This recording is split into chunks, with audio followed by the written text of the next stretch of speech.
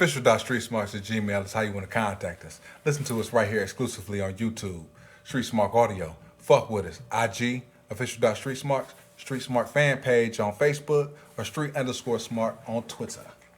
This is the Extreme Retro Review for ECW, September 7th, 1993. Hollywood. What's going on, player? I'm about to Snapchat a little clip for my Snapchat audience. One time, you know what I'm saying? And, you know what I'm saying?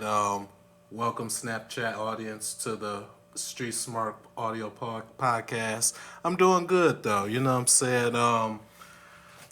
I am feeling some type of way because this is the last ECW regular television show appearance of the leader and founder of Hot Stuff International, King Hot Stuff Eddie Gilbert, and just a little emotional right now. So, but other than that, I'm pretty good. How about yourself? I'm good. So, overall thoughts on this show, saying that since it's Eddie's last show. Yeah. Where's he going? Where is he going? Yeah. I don't know where he's going. I know that he won't be in ECW anymore. So where is he going? Besides, he's going to die not too long after. He'll probably go back to Memphis or Puerto Rico. Goes to Puerto Rico. Have to review some Puerto Rico shows. All right, so we have an ULTRACLASH rundown of the card. Sully and Eddie in the long rundown of the card from the control booth. So, first match, we have the Lariat, Stan Hansen, versus Devious Donnie Allen and Ernesto Broughton, collectively known as Twisted Steel and Sex Appeal. His name is not Ernesto Broughton. His name is Jueve Ernesto. That is his correct name. Fooge. So, complete squash. Lariat on Allen for the dub. He ties Broughton up. It's Jueve Ernesto. So he grabs Broughton. Ernesto. He grabs the bull rope and he tries to get Broughton. All right. Broughton tries to dip, but he ends up catching him anyway. And he hog ties him around the corner post, and he starts headbutting him like 4 or 5 times. What a geek. Unfreaking believable. All right, so you have Hansen with a backstage promo. Not really bad, honestly. He has a lot of fear to give, and he shakes the bell, and he gives Sully a good stern talking to. What the hell is the damn lighter? There you go. Oh, thank you kindly. All right, so we got Sully and Eddie with hold on, wait a minute. Sully and Eddie with a okay. So we got Sully and Eddie. Mm-hmm. Eddie brings out a dog. Oh yeah, little puppy or shit. Right. And the dog, it was birthed by Missy Hyatt. And you got to lead into a 6-man tag. Damn it, that was not on the network. You never. Okay. And this is why. So, you got Super D's 1, 2, and 3 versus the Headhunters. Yeah. Now that I did see. Okay, and Nightmare Freddy Krueger. Yeah. Yeah.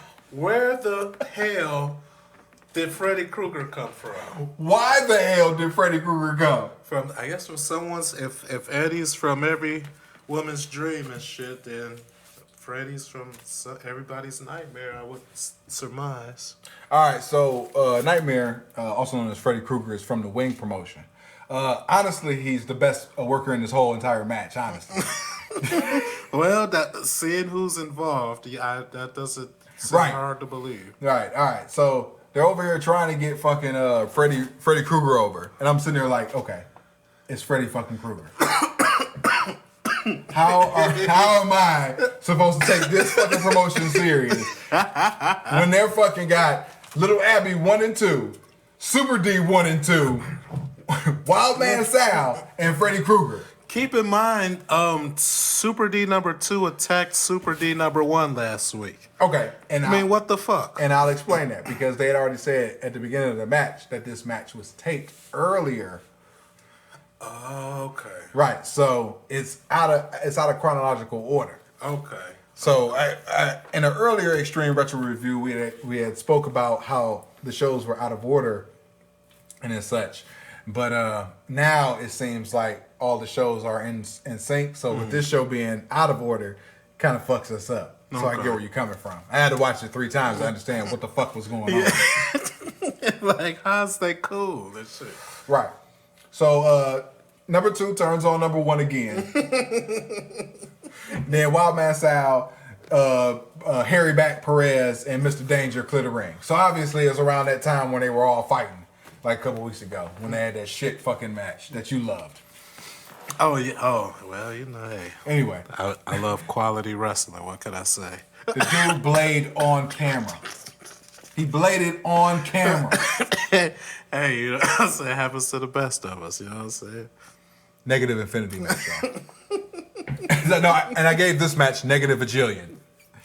All right, Todd in the ring. Sal comes out with stuffed animals. He gives Todd one and he gives Todd a hug. Sal in-ring promo. So Sherry gets in the ring. She gets an animal and a hug. Sherry was looking actually kind of okay in this. She had a Nature Boy. She had a variation of a Nature Boy robe on, but she looked kind of good though. And she had her titties out too. Oh my goodness. All right, Sherry fucking fucks around with the Ultra Clash promo. Hunter Q Robbins III comes out and he gets slapped. Number 2, disrespectful. So Super D number 2 comes out. Stetson and then Rick Michael comes out and they hold him down. Michael straps Sal. That's exactly what his ass gets to. You don't strike Hunter Q Robbins III. What he lost his damn mind. All right, they shove down Sherry. Hack and number 1 come out to clear the ring. And then that leads into a fucking, they got a match at Ultra Clash coming up. Loser gets 10 straps. Sal versus Michaels. All right, so you got a Paul Lee, Dark Patriot backstage promo. Good fucking promo. Yeah, daddy. That was a great promo. I can't tell you what it was about, but it's Paul Lee doing his thing. You know what I'm saying? And then Dark Patriot wrapped it up. You know what I'm saying? And he said he's liable to break JT Smith's neck. But you got to make sure he eat. You got to make sure he eats. But of course, you know, say you need sustenance and energy before you go out breaking necks and shit. All right. JT Smith versus Mr. Motagi. Did you get this match? I did. All right. Sloppy scientific exhibition and these booked and the motherfuckers booked in a scaffold match. Why are you doing this scientific catchers catch cans style ass match? All right, and you're going in a scaffold match against the Dark Patriot in 4 days or on the 18th. Even more mind-boggling. Is the finish. All right. Yeah. So Matagi is outclassing JT by leaps and bounds. Yep. Terrible DDT, and Motagi is pissed. So he starts stretching him. He starts putting him in the STF. He puts him in an Indian Deathlock. He puts him in a fucking step over crossface. He just kept stretching the motherfucker because he knew doing moves and spots with him ain't gonna work. The crowd has pretty much turned on JT at this point and is actively cheering Motagi during this match. All right. So brief comeback leads to the time limit draw. Hot Stuff International runs in, beats on JT. Motagi shows a sign of respect, comes in and helps out JT Smith, clears the ring. Smith was carried to a dud. Yeah, I didn't understand why JT was booked so weak in this match. On top of it, he looked like he got bailed out by the draw because Motagi had hit the dragon suplex. Yes. Then it's 1, 2, then the bell ring and shit. I'm like, why is, you know what I'm saying? JT Smith looked like he barely didn't lose, and he's going into a supposedly high-profile match with the Dark Patriot. Overall, I thought it was a terrible match. Hot Stuff International running in saved it. As we always do. You know what I'm saying? Motagi coming in, showing a sign of respect. Like I said, he did some pretty shitty spin wheel kicks to get them guys out of there. They're trying to play Captain Save-A-Ho. Right.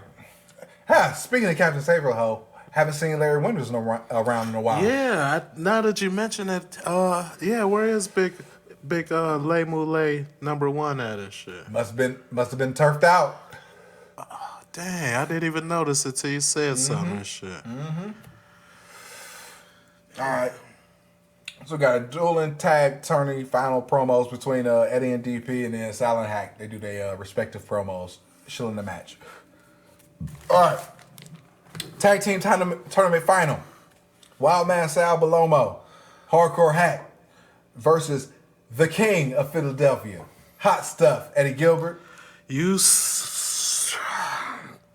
is not just the King of Philadelphia. He is the leader and founder of Hot Stuff International. He is the King of Philadelphia. He is Hot Stuff Eddie Gilbert. And this is his last match that we're going to cover. All right? So when you talk about this match, you give it the reverence and the dignity that it deserves, because we will not... Sorry, y'all. We will not see this great inspiration, this great icon in the business. We will not see the legendary Hot Stuff Eddie Gilbert, the King of Philadelphia, in an ECW ring again. And I just think we need to show a little respect. All right. So Eddie brings the heat early to the crowd. That's right, Eddie. All 4 men start, face shine, heels powder. Eddie has a can, hits Sandman with it. This is already awesome. That you already know. Sandman come back and Sully cuts in with another fucking Abby vignette. Who's brought? If they better be glad that this happened many years ago, because if I could put my hands on the imbecile who put that little video in the middle of that match. Well, at least I like. Did you the Top Gun music? It's like Abby's over here stabbing people with forks and shit. And it's like, oh yeah,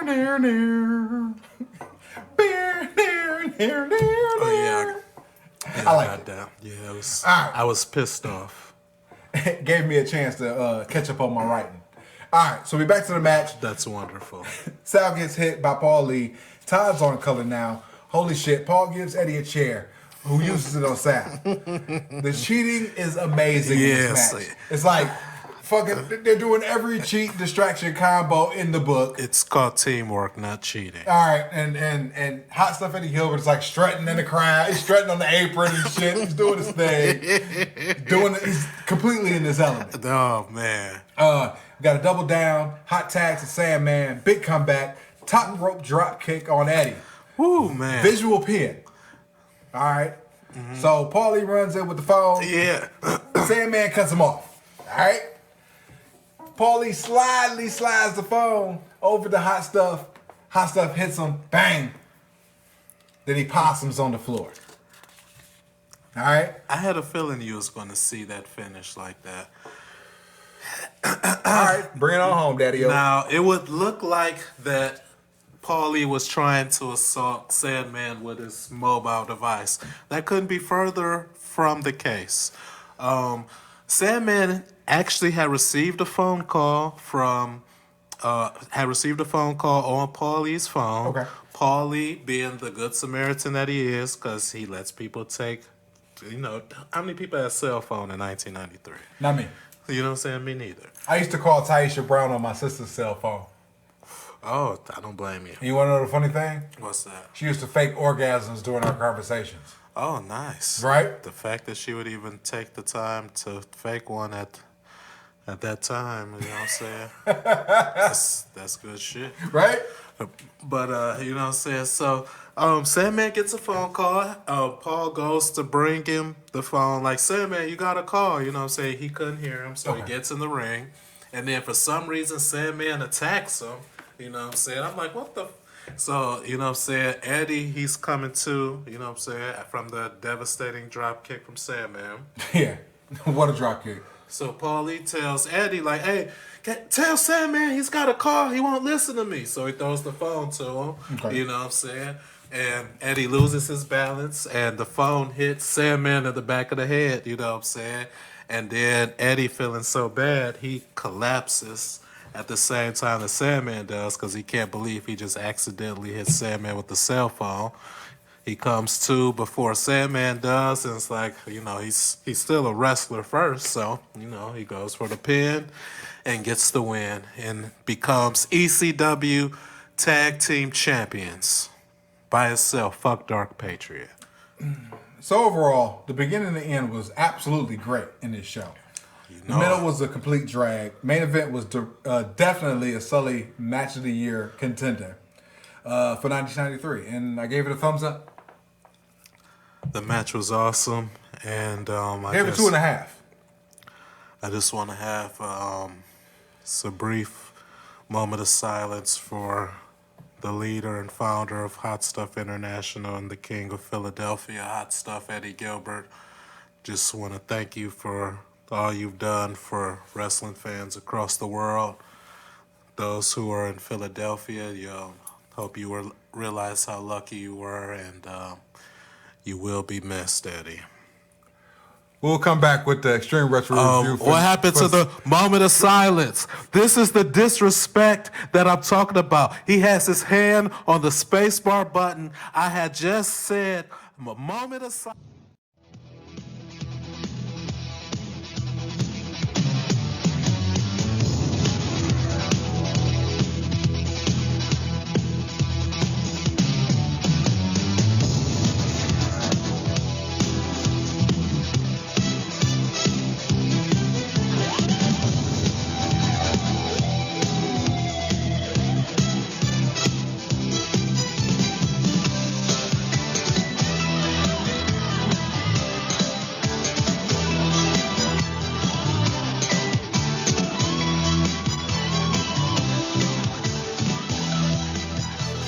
Official.streetsmarks@gmail is how you want to contact us. Listen to us right here exclusively on YouTube, Street Smart Audio, or fuck with us, IG, official.streetsmarks, Street Smart fan page on Facebook, or street_smarts on Twitter.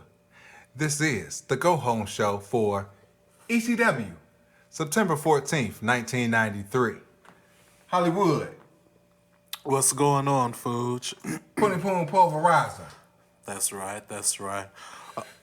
First off, I want to have a moment of silence for King Hot Stuff Eddie Gilbert because he was not on this show. And after the end of last show, I tried to have a moment of silence, but I was abruptly cut off by the Fuge, the Street Smart Audio trivia champion. Also known as the Scourge of the IWC. Yeah, I can see why, because you're an asshole. And admittedly. So for Hot Stuff Eddie Gilbert, this is for you.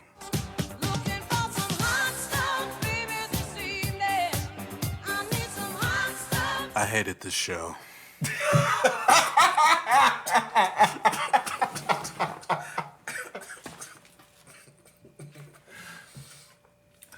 Hollywood, what are your overall thoughts of this show? This show sucked donkey dick. That's what's my overall thought of this show. There was no Eddie Gilbert on this show. There was no explanation as to why Eddie wasn't on the show. But we were told that little brother Freddie Gilbert, who cut a kick-ass promo, we were told he wasn't going to be on the show. He was no longer with the ECW, is what Todd Gordon told us, not to steal your thunder. But I'm in a mood right now because this is the first episode without Hot Stuff Eddie Gilbert, the king of Philadelphia and the leader and founder of Hot Stuff International. Where do we go from here, Fuge? Where do we go from here? We go towards ULTRACLASH. But this is the Extreme Retro Review for this show. And it is actually show number 25. Ooh, ooh. Ooh, ooh. Ooh, ooh. As an admitted nerd and comic book fan, you know, we love our milestone editions and our milestone episodes and everything like that. So 25, it's a clip show. Clip show, skip show overall. But Especially with no Eddie Gilbert on there, you can definitely skip this terrible show. for the 35 Legion of Street Smarks. We do this for y'all. So we got a recap of the Hanson handicap match from last week. Beats up on Allen. He beats up on Hervé Ernesto, That's right. That's right. also known as Twisted Steel and Sex Appeal. He Hanson with the headbutts to Ernesto, like the goof that he is. Oh, man. Yeah, he deserved it. Right. We're gonna end that chapter. Oh, man. Is that the last of Hervé Ernesto? Yeah, we're done with Hervé Broughton. I think you meant Hervé Ernesto. Ladies and gentlemen, he has never gotten his name right in 25 episodes. Oh, but guess what? I'm going to keep on trying. Never give up, everybody. Hustle, loyalty, and respect. That's right. Grind hard to go home. Say your prayers, take your vitamins, and believe in yourself. All right. Sully and Todd in the control booth. Changes in the promotion are coming. Shane Douglas is now the ECW champ. Well, it would have been nice to be able to see it. Yeah, he defends the title against Sandman at ULTRACLASH instead of the $10,000 stipulation. So, question: do you know any behind-the-scenes thing on that title change, or did he just? See, and that's why I asked you a couple episodes ago about Tito Santana's place in WWE in '93 because I wanted to know the Matador gimmick. Where was that at? You know, in the chronology of this shit. Because maybe he came down, did a quick run, and then came back as El Matador. I don't know. I wasn't watching the WWF programming at the time. Anyway, so ongoing controversy regarding the tag team titles will be resolved. Yeah, what controversy? Eddie Gilbert is gone. Tito Santana is gone. And we have a major special announcement. ECW has been headed... Oh, whatever. ECW's been something and find out at UltraClash 1. Paul Lee has the book, basically. Kevin Sullivan will be teaming with Abby the Butcher. Sully is terrible at putting it over. Sully shields the hat. ECW. It's not for everyone. Yeah, I saw that. So the actual commercial in the Tape Treasure show was a Dick Gregory show.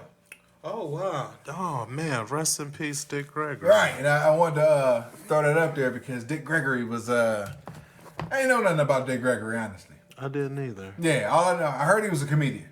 I never heard a joke. Me neither. I heard he was an activist. Never seen him protest. I've seen some of his stuff on YouTube. He has some interviews on YouTube.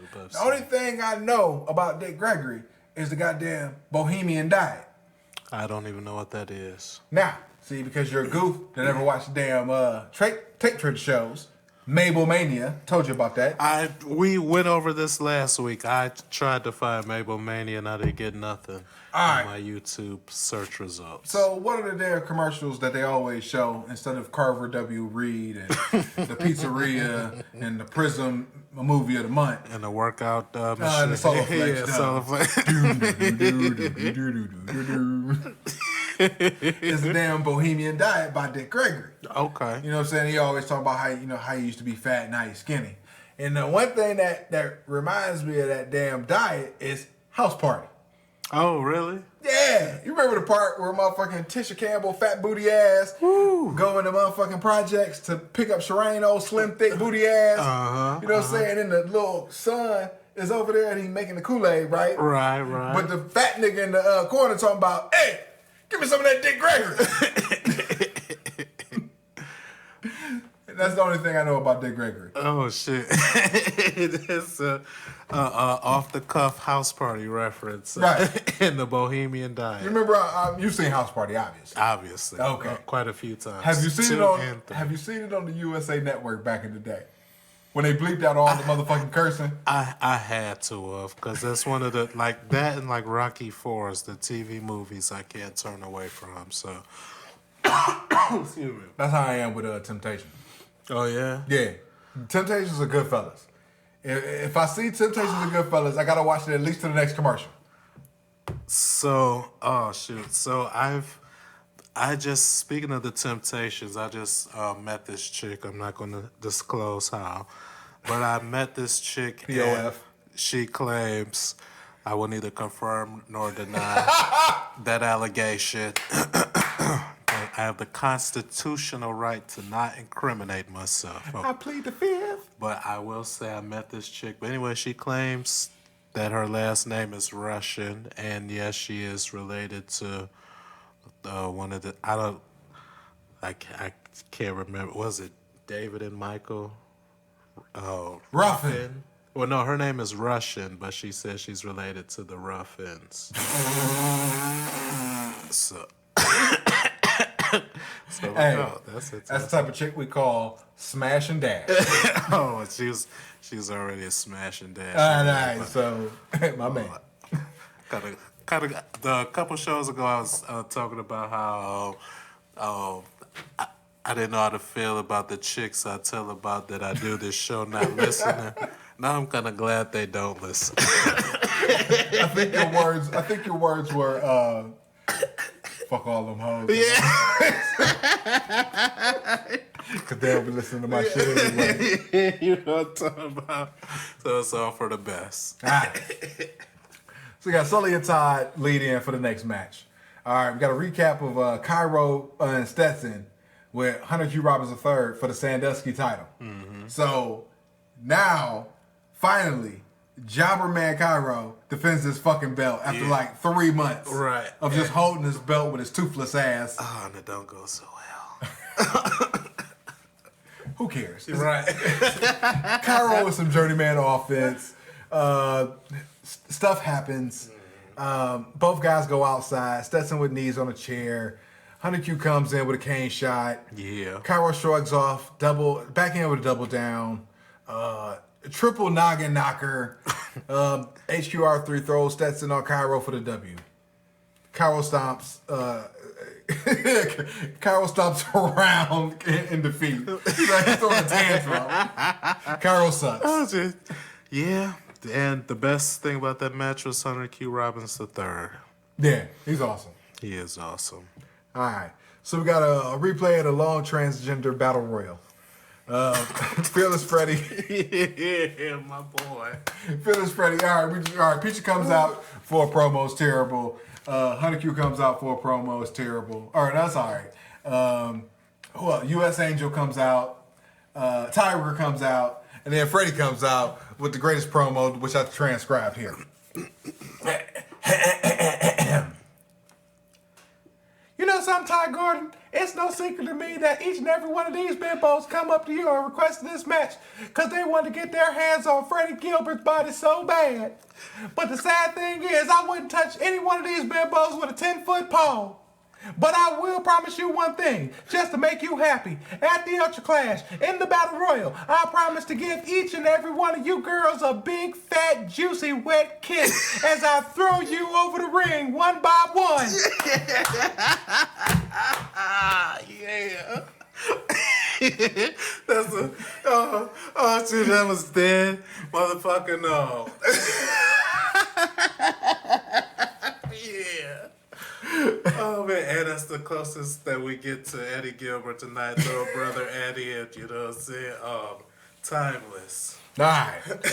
So since they go back to the booth, since Freddie is out, Eddie's out, they put Donnie Allen in the match, and then Todd also turns around and puts Sully into the match because he has an all services contract.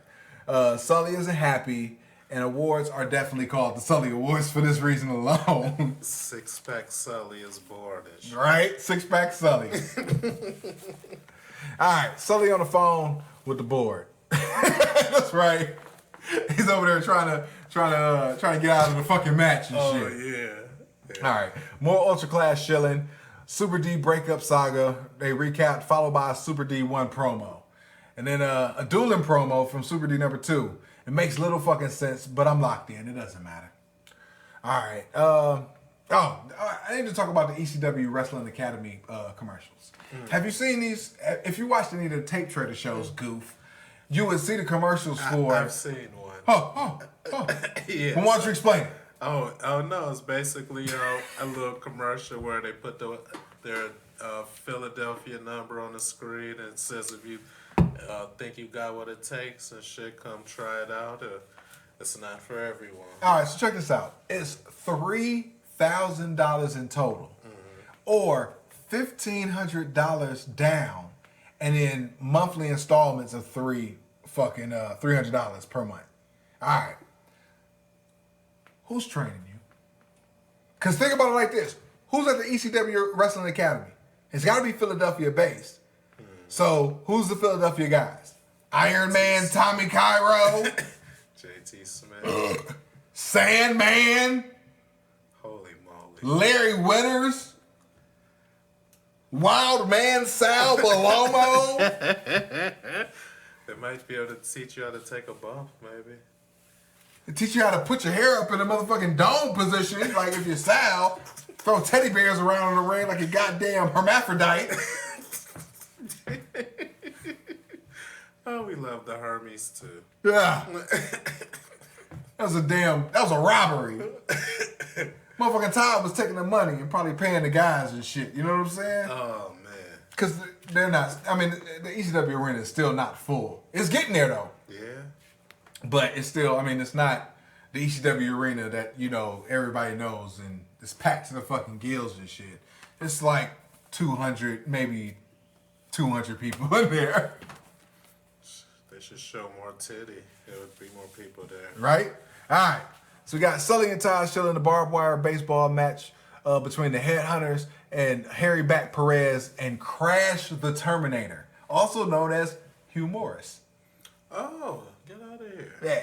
Todd tells the rules of the match. So basically, the Headhunters are going to be on one end of the arena. Crash and Sasquatch is going to be on the other end of the fucking arena. They're going to race to the fucking bat, and then from there, they're going to have a match. So blood galore. Oh. All right. Recap of the Headhunters match versus Sasquatch and Mr. Danger, Negative Infinity. More Ultra Clash hard selling. They talk about the scaffold match, but Eddie is gone and Freddie's gone. So I'm thinking, is Dark Patriot gone too? So is that match out too now? Or is Dark Patriot coming in for the quick payday, you know what I'm saying, and then do the job for Ultra Clash? Doesn't even matter. Overall, clip show, skip show. Final thoughts. Terrible show. You will be missed, Eddie. We got a few more minutes, little time before we wrap this shit up. I've seen Ultra Clash already a couple times now. I'm ready for the Ultra Clash show. That's what we'll be doing next week. It's not time for Hollywood versus the Foolish 3 yet. You know what I'm saying? I don't know why not. I mean, because we got a big show coming up, and that's usually when we do our trivia. And I think it would be a great time, Mr.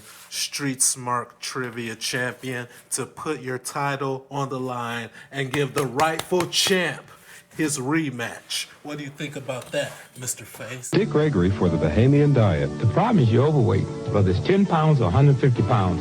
Hey, I've been there, and the solution is simple. The Bahamian Diet. Mix it with fruit juice, drink it for breakfast and lunch, eat a well-balanced meal for dinner, drink 8 glasses of water every day, and walk a mile every day. Hey, that's all it is to it. Don't wait. Start right now. You can do it. I know. I've been there, and it ain't pretty. Available at GNC and most health stores. Well, I think that we should let ourselves simmer down a little bit.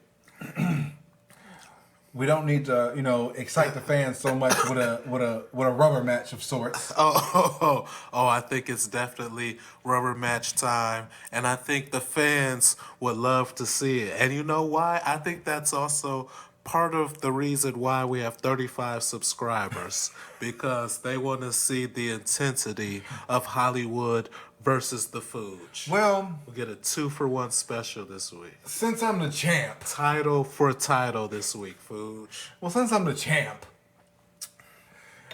I'm gonna say no. Boo. Because I want you Boo. not because I'm going to successfully defend my championship. Of course not. It's because I haven't come up with the category to test your wits, to test your knowledge, to test your je ne sais quoi, so to speak. Okay? I said off, on the off chance, hey, I should quiz you on WrestleMania cities, and then you quiz me on Starrcade cities. And I figured, you know what? That's not a contest because I can beat you with no preparation. So you're saying that if you came up with a contest of, okay, so if you feel like that would be that easy. That's easy. You know what I'm saying?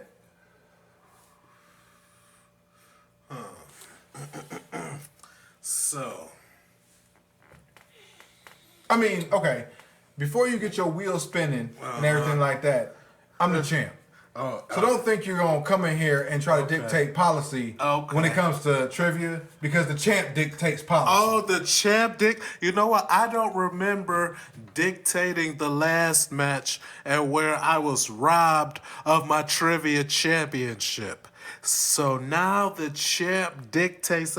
That's fine. Whenever you're ready, whenever your stones come back, because you know you got lucky because I was robbed. I was robbed on the biggest stage of them all, the Street Smart Audio Podcast, and everyone witnessed it. And now you're trying to run away with the loot. Well, that's all right, because I am a very patient man, Fuge. Not only will I defend my Street Smart Audio pay-per-view championship tonight, I will be patient. I will wait, and I don't know how long it will be. I don't know if it'll be 1 month. I don't know if it'll be 3 months. I don't know if it'll be a year. I don't know if it'll be 5 years. But whenever you sack up and whenever you get the stones to say Hollywood the Great One, I have finally developed the confidence to go man to man in the trivia challenge against you and put my title on the line. I feel like I have what it takes to do what you've done in the past, which is be a fighting champion. I will be here. So just say the word. And in the meantime, anyone who thinks the Fuge is scared, go ahead and leave a comment, drop a like, subscribe, and tell Fuge to man up and put his title on the line against the Great One, the inaugural Street Smart Audio Trivia Champion and the rightful and deserving owner of that championship. Well, how about this? Since you are in the pecking order of deserving lines of contendership, You're damn right. how about I give you a non-title shot real quick? A non-title shot? Who in the hell do you think you're talking to? I'm talking to the former Street Smart Audio Trivia Champion. You know, And you're having discourse with the current and reigning Street Smart Audio Trivia Champion. So, I'll give you a non-title shot, one question. We'll give you a WrestleMania city. Make it easy for you. All right? What city was WrestleMania 9 in? you son of a bitch. WrestleMania 9, I'm gonna say, they had the motherfucking outdoor toga shit going on. I wanna say Las Vegas. That is correct. So, next week, Hollywood versus the Food. Yeah. Number 3. Come on, somebody. Whoa, man, you better have my title shined up real nice, and you better kiss that son of a bitch goodbye, because it's coming home where it belongs. Next week, we'll be reviewing ULTRACLASH. Until then, life is a work. Make sure you get paid for it. We out. Peace. Peace.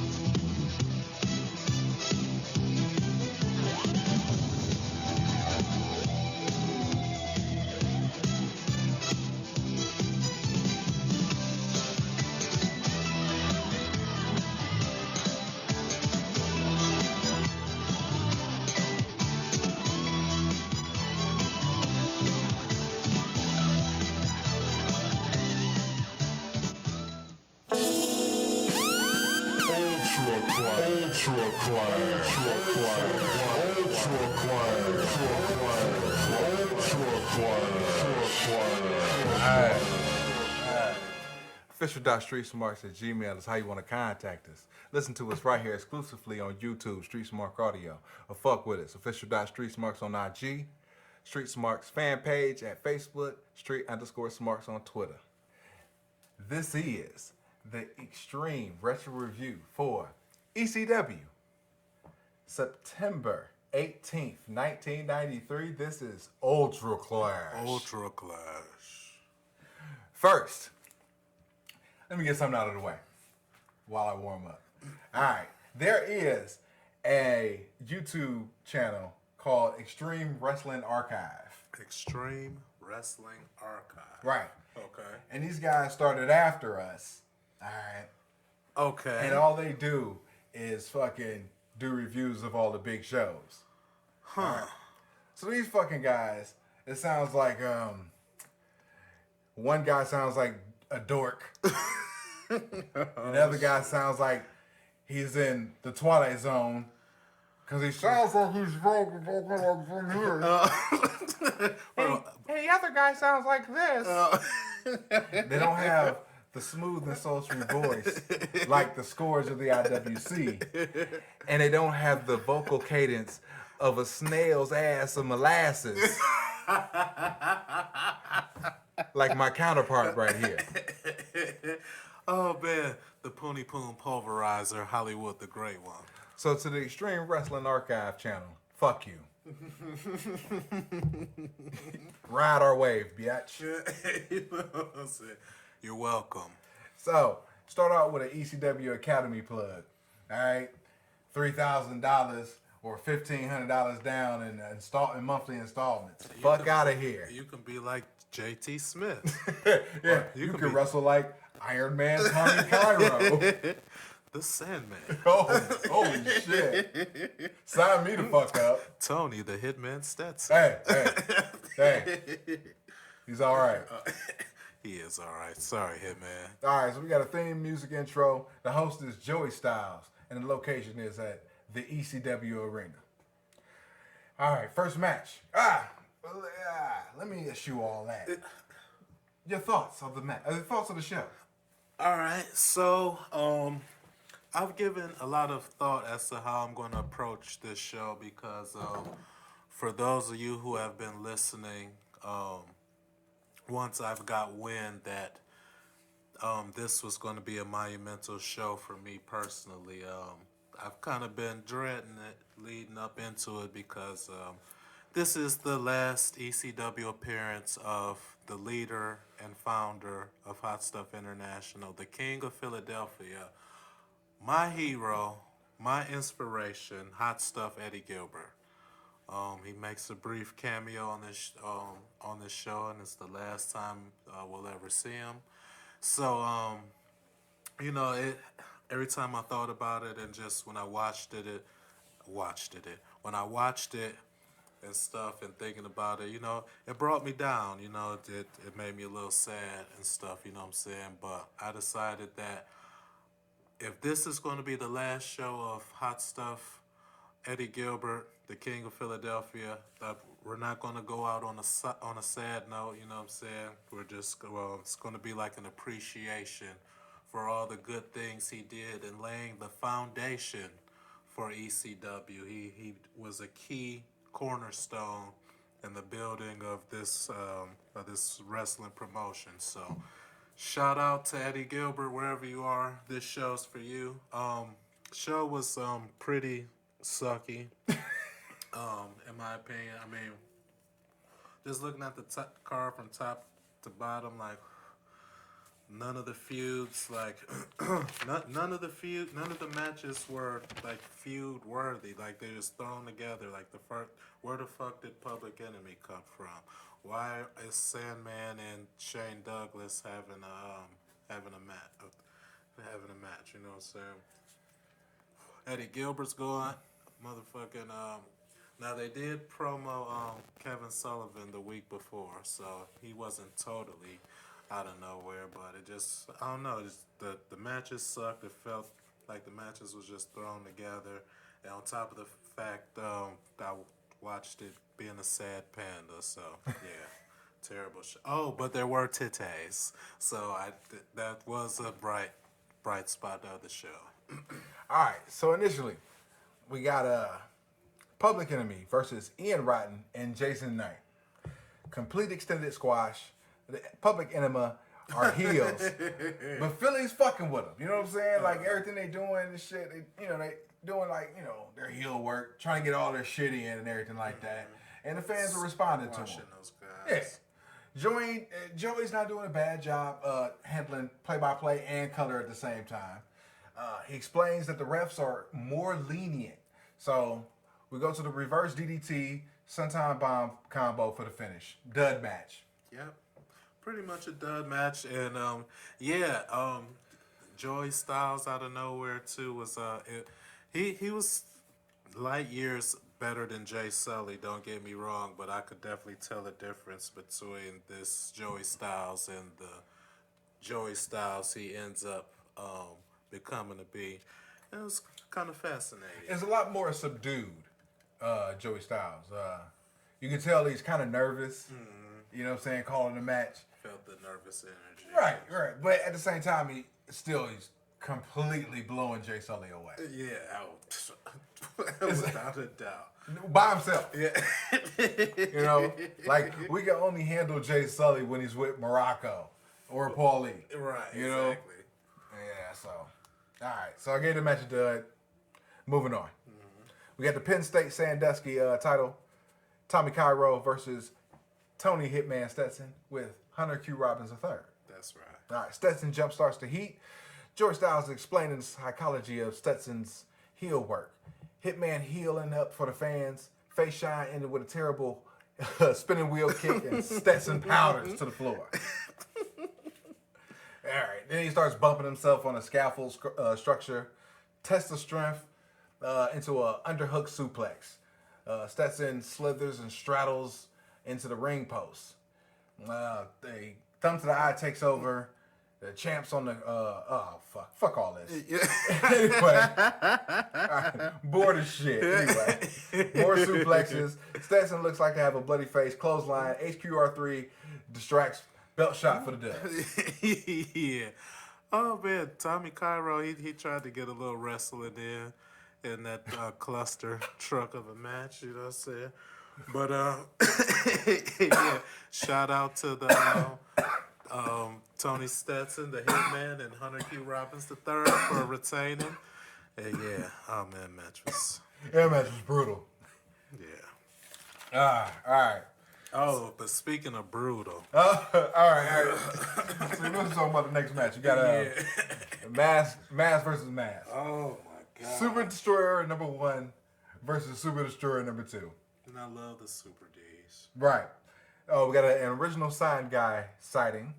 All right, both guys come out to the same theme. They both do the same pose. Right. They both do the same in-ring taunt. Like about to mount each other and shit. Fuck all this shit. All right, so crowd is losing interest because the pace is slow as fuck. Oh, man. Number 2 gets bumped to the corner.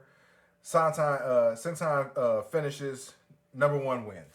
Why was number 1 trying to be a technician in this doggone match? Why didn't they just have them brawl the fuck out for a good 5 or 6 minutes?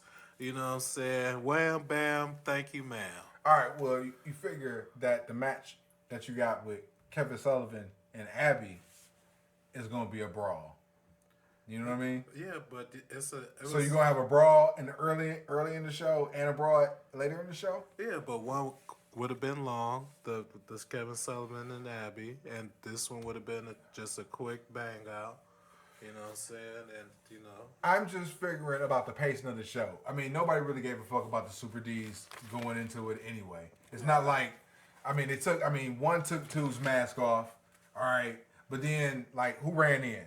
Wasn't there a run in? Yeah, at the end when after they unmasked number 2, number 1 said he's the last masked wrestler in ECW, and then Dark Patriot came out. Right, so Dark Patriot comes in, smacks number 1 with a chair, helps him do with a stuffed pile driver on a chair. He does it like 2 times. So he kills, he's done. Super D is over. Oh, and we not see it. That's it. Get out of here. Yeah. How you win the match and you gone? Kills him. What? Exactly. He beats number 2. Unmasks number 2. Then Dark Patriot runs in. Alright. Smacks number 1 with the chair. Helps number 2 pile drive him onto the chair. Twice. Right. And then he's over. Like there's no more Super Destroyer in ECW. That's it. Wow. That's a hell of a way to book someone out of a promotion. And you bury this, or you end the Super Destroyer gimmick period. Right. So you unmask the. So what? Do we see number 2 again? Right. He gets repackaged He later gets on. repackaged. But for like the shortest thing, I think it came in like maybe 2 weeks. Oh my! And that's it. Right. You have him go over number 1. He keeps his mask. You unmask number 1, and then you see what you can get out of just. You make him just Super Destroyer. See what you can get, and then repackage. And why would you kill something that was already over? Because Eddie Gilbert doesn't have the book anymore because he's out of the promotion, and Paul Lee don't want that shit. So that's it. And plus, you got Sabu coming in. You got Tasmaniac coming in. You got Tommy Dreamer coming in the next month. So you got to make room for these guys. Yeah. So what do you do with Super Destroyer number 1? What do you do with number 2? I mean, shit, you repackage him and job him the fuck out because he ain't worth a damn. All right. So Dark Patriot beating up and killing Super Destroyer number 1 leads into the scaffold match. This is another long-running theme of Paul Lee booking. Matches that bleed into other matches. Oh, man, that rubbed me the wrong way. Yeah, that's something that you're going to be noticing going forward. Really? Yeah. Oh, there's one show, I think it's like November to Remember 2000. Okay. First 4 matches bleed all into each other. Like the first hour of the show, there is no stopping. Seriously. Oh man, that sounds. I can't even remember. And they're all bums. They're not even good matches. Just running them through the assembly line. Right. Like, let's get these, and they're not getting. And it's November 2000. They're not getting paid. So these guys are out here just killing themselves for free. Ridiculous. Dang. Anyway, Poor guys. JT Smith versus Dark Patriot in a scaffold match. Actually, upon repeated viewing of this match, I actually kind of liked it. Usually, I hate scaffold matches because they all suck. This is the first one I really paid attention to. And it was some inventive spots. I mean, they did the powder deal. You know what I'm saying? Everybody does the powder deal in a scaffold match. But they had this pole that was up on the up there on the ceiling or whatnot. And they kept using that, as a weapon. Like JT got rammed into it like 3-4 times.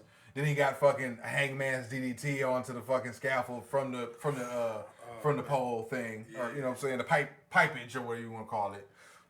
I kept wondering how sturdy that thing was. It didn't look sturdy at all. No, yeah. But you know how scaffold matches go, everybody. T's thrown off here, T's throw off here, powder in the face, shit with the pole with the pipe in the ceiling. JT gets thrown off. And a hellified bump he took. Yeah. I mean, is that it? Yeah. That's it. Oh, man. ULTRACLASH. Oh man. Yeah, that I just I gotta give him the JT Smith particularly credit for taking bumps on that bad boy. Dude, he's taking so many fucking bumps. And he took the Eagle's Nest bump. You know what I'm saying?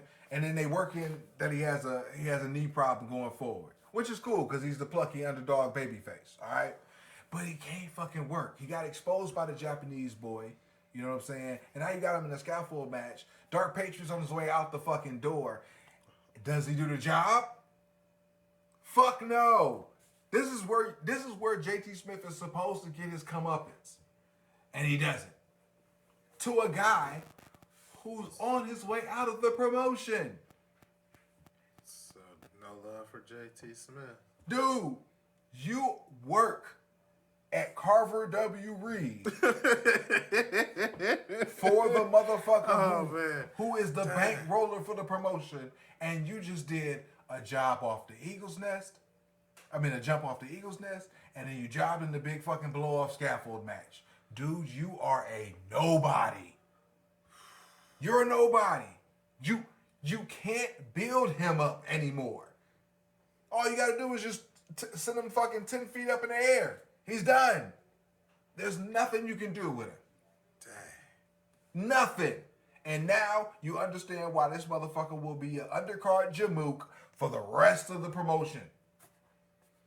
Because he did these fucking jobs when he didn't fucking have to. He should have fucking walked. I know that's right. Like, you could have came back and been somebody. You were from Philadelphia. The promotion's in Philadelphia. You always gonna get that pop. And you out here fucking giving your fucking knee out to the business and shit. Stupid. Fucking retarded. Nobody talks about JT Smith when they talk about ECW alums. How long did he stay with ECW? He did 2 stints with ECW. He did this bullshit run right here where he was thrown around like a fucking rag doll. And then he quit a little bit and came back and did the full-blooded Italian gimmick with Little Guido. Okay. You would probably know him as Nunzio in WWE. He was Nunzio? No, he wasn't Nunzio. I'm just saying Little Guido Guido was Nunzio. Oh, okay. Damn, goof. I should do a trivia challenge about that. No, I was like, wait a minute. Oh, man. Oh, yeah, no doubt. My shit aggressive, ain't it? Sandra Baker. Yeah. Yeah, I mean, it's all right. But yeah, it's not too harsh or nothing though. All right. Next match. Tornado match. Lariat Stan Hansen tagging with the living legend Terry Funk versus Kevin Sullivan and Abdullah the Butcher. All right. So, you look like you got something to say already. Terry Funk is a loser, and I'm glad what happens to him happens to him. All right. From the notes. Funk climbs the scaffold match trying to get the crowd pumped already. A chair comes into the ring. Hansen gets it without Eddie. The emotion isn't there without Eddie. So it's like... Yeah, he was the linchpin of the doggone match. He's the linchpin of the damn... of the whole promotion. That's what I was originally going to say, but, you know. No, I mean, quiet as kept. I mean, he was the whole... I mean, Paul Lee was obviously, a guy. But on TV... Eddie Gilbert was the guy bringing in all those people. Without the title. Right. So you subbing in Kevin Sullivan, you know what I'm saying, who I don't care for. I mean, he doesn't, like, you want to talk about guys who do the same fucking match every match. He's so scary and unpredictable. How are you scary when you're 5'9"? There's nothing. Anyway. All right, so we got a mindless brawl. You know what I'm saying? Sully and Funk are paired up on the scaffold. Funk already bladed. A lot of no selling. Pace slows down. It's definitely blunt 30 at this time. Come on, somebody. So, wait. Eddie Gilbert and Dark Patriot jump out. Yeah, that's what I'm talking about. What's up, y'all? Hot Stuff International in the house, everybody. So they come into the ring. And they beat up Funk with a chair. That's what I'm talking about. -5 stars. I said, what the fuck is going on? I thought Eddie's out of the promotion. So why the fuck is he here if he's out of the promotion? Why is Dark Patriot going over JT Smith if he's out of the promotion? What, is Freddie Gilbert going to go over in the motherfucking Battle Royal? He should have. Ah, get the fuck out of here. All right, so Funk and Hansen go over. He's Freddie Gilbert. Who cares? Sullivan turns on fucking Abby and they start fucking brawling. What is going on? Hansen runs up and runs back in. He breaks everything up. Funk hits... then Johnny Hotbody comes out. He gets hit with a chair. What is going on? Oh, man. Whole lot of Shenanigans. This whole show is just makes no sense. I get it. Eddie's not there. You know what I'm saying? They don't know what to do. And the booking is all awry. But still, why would you book this type of mess? I mean, like, where is it going? Are you restructuring the booking again? Because if they're out of the promotion, Eddie and fucking Dark Patriot aren't the champs no more. You know what I'm saying? So now you gotta have another tag title tournament. You know what I'm saying? Chico Santana left. Now Shane Douglas is the champ. You know what I'm saying? He won it in Rio de Janeiro in a tournament. Like, you don't understand how much Eddie is like so synonymous with this booking, because with him not there, everything is just out of whack. Oh my goodness.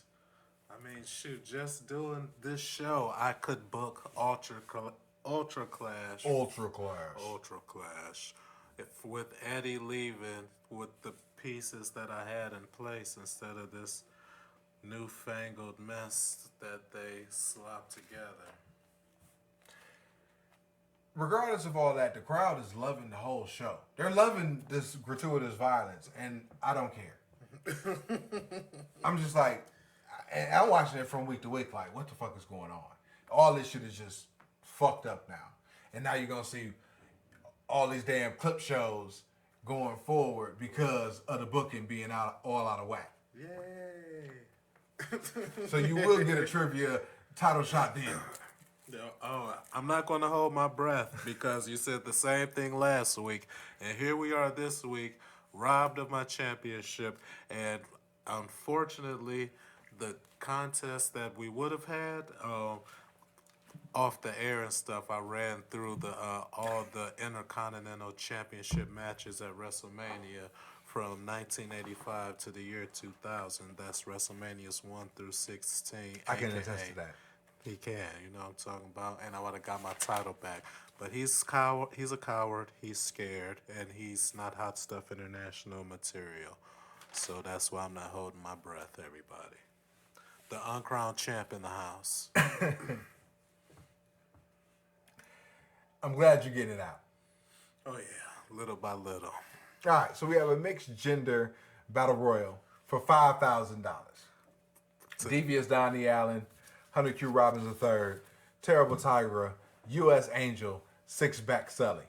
All decked out in hillbilly gear. Yeah, where'd the hillbilly gimmick come from? I figure, Because he likes six-packs? it's not because of that. I think because they billed Sully from somewhere in Tennessee. So I think it was a shot. It might have been a shot at Lawler or maybe Gilbert. You see what I'm saying? That's the only thing I can ascertain from it. Okay. Sherry rounds out the fucking the match. Love Devious Donnie Allen shirt, says the devious one. Naturally, that you would All think right. that. Naturally, of course. You know what I'm saying? All right. So we got Sherry and Angel giving Sully some kicks and they dump him quick. Allen gets slammed by U.S. Angel and she dumps him. Hold on. I got one question. So right after Sully got dumped and stuff, he looked like he smacked Sherry on the ass and shit. And she took a mean-ass swing. You know what I'm saying? I don't know if it was, you know what I'm saying, a work or a shoot, but it's like if Sully hadn't, you know what I'm saying, dipped out the way real quick, she would have cut him pretty hard. It looked like she had some stank on that. So I'm just wondering if, you know. I didn't even notice it. Okay. Didn't even notice it. All right. So Donnie Allen gets power slammed by Angel and she dumps him. Then she kicks Hunter in the balls. She Sherry pants him. Tiger does nothing as she just sits up on the top turnbuckle. Straight chilling. Right. Hunter gets dumped. Sherry finally turns on Angel. Wait a minute. Are we just going to gloss over Angel's titties popping out? Nah, I missed that. I missed it. When she was straddling up, she was on top of Hunter Q. Robbins III and shit, and they was trying to take his pants off. Her, her right titty kept popping out and stuff. Oh, that's right, because she kept having to pull it back and shit. Yeah, All right, okay. yeah, I was thinking like you was talking about like how her shit got pulled off on the Sizzler. Oh yeah, no, I'm talking about it. This one right here, yeah. Nah, she just had like a little slip, a little nip slip jump off, like, and then she kept pulling her shit back and forth. Kept falling out. Right. Shit, All right. So Sherry turns on Angel, a terrible power slam, and then she tells Angel to start working with her and shit. Freddie Gilbert walks in. Yeah. And then Angel wig falls off. Oh man. And I almost didn't notice. I sat there and was like, well, shit, keep working, bitch. You know what I'm saying? The bitch kept going for the wig and shit. And I'm like, this bitch. Hey, shoot, it's off now, shit. Right. It's a work. Use it as a weapon. Right. So Freddie powders, Sherry follows, Angel gets up, and Tiger dumps her for the dub. Joey tries to mac on her from the booth. I said, what a goof. Yeah. Tiger was all the ladies was looking scrumptious tonight. No more so than Tiger though. Tiger was fine. I don't know. I saw Angel's titty, so that's I don't know. Titty or the name of my fantasy football team is Touching Tatas, as a matter of fact, in my league. Except yeah. I was gonna say the goddamn Billy, what's wrong with you? I was gonna say the general. I think he's the general manager. Anyway, the dude who invited me, he also works at my job, but he's on the verge of getting fired. So keep oversleeping for work and stuff. And I'll be having to tell his brother. You know, I don't know if they're real brothers or just, but. Oh, he was the captain of the softball team as well and stuff. This dude, yeah, so he on the verge of getting pointed out on attendance and stuff because unless Carl call and wake him up and stuff, he won't come to work. So, yeah. So we have a strap match between Wild Man Sal Balomo and Sir Rick Michaels. What's the point of that story I was telling? No clue.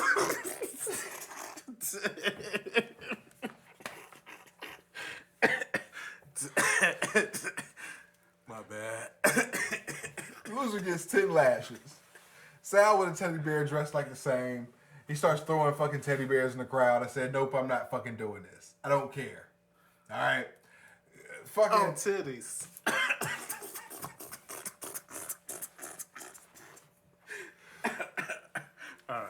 Ooh, I feel better now. sloppy back and forth match, but there's a lot of drop kicks by both guys. Michaels with a blatant cane shot that the referee Molyneux sees, but nothing happens. They just continue. I guess it's a strap match, so you can be a little bit more lenient. It's ECW. It's not for everyone. It's not for everyone. Right? It's even on a hat now. Right. The match isn't bad. It's just slow as fuck, slow and plodding. The crowd agrees with me. Big splash for the finish. 1 star. Sal gives Michaels 3 lashes with a weight belt. But then Hunter jumps in. Sherry jumps in. Rockin' Rebel returns. And then he hits Sal with a chair shot. And then he wraps the belt around his hand, punches Sal, throws Sherry down, and the Rebel's back. Love him. Nice, you know what I'm saying? You over here in titty land and shit. Oh, man, yeah. Yeah, no, I'm back. It was just, sometimes I get a little distracted, So, by a fucking big busty angel. Yeah. She's amazing. And Tiger could learn a lot from Big Busty Angel. Just follow her lead. Alright. Got an ECW title match. Sandman versus the fabulous Shane Douglas with Paul Lee as his second. I get the initial hate towards Shane Douglas in the beginning because he's representing Pittsburgh, Shittsburg, however you want to call it. that city over there. Yeah. You know, I don't really give a shit anymore. Yeah, I try not to think about it. Bret Hart said if America was a body, Pittsburgh would be the city where the enema should be done. It's not often that I wholeheartedly agree with Bret the Hitman Hart, but in this particular case, he is 100% dead on accurate. That place could use a big, giant, colossal enema. But I don't want nobody to die or nothing. But just like if everybody could get a heads up and they could just get out, and then Pittsburgh could be destroyed. Oh man, it just turned it into a big ass parking lot for Ohioans. Just like if you got an extra car that you can't park at your house or something, you could just park it over where Pittsburgh used to be. You know what I'm talking about? Call it New Cleveland 3, because Tampa is New Cleveland. And, it could be New Cleveland 2.